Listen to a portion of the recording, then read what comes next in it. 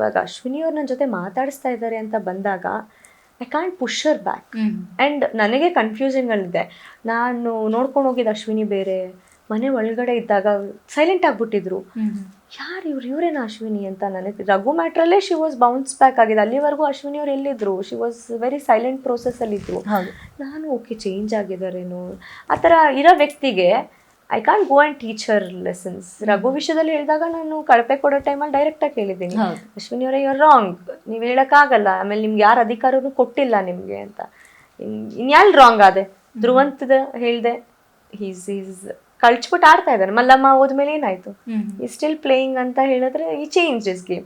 ತಾನು ಅಲ್ದಿರೋ ಧ್ರುವಂತೆ ತಾನೇ ಆಗಿದ್ದಿದ್ದು ಇಷ್ಟು ದಿನ. ಸ್ಪಂದನನ ಬಗ್ಗೆ ಹೇಳಬೇಕು ಅಂದರೆ she is proving Har self. ನಾವು ನಿಮಗೆ ಗೊತ್ತಾಗ್ತಾ ಇರಬೇಕು ಅವಳು ಏನು ಮಾಡ್ತಾ ಇದ್ದಾರೆ ಮನೇಲಿ, ತಾನು ಉಳ್ಕೊಳ್ಳೋಕ್ಕೆ ಏನು ಮಾಡ್ತಾ ಇದ್ದಾರೆ ಅಂತ.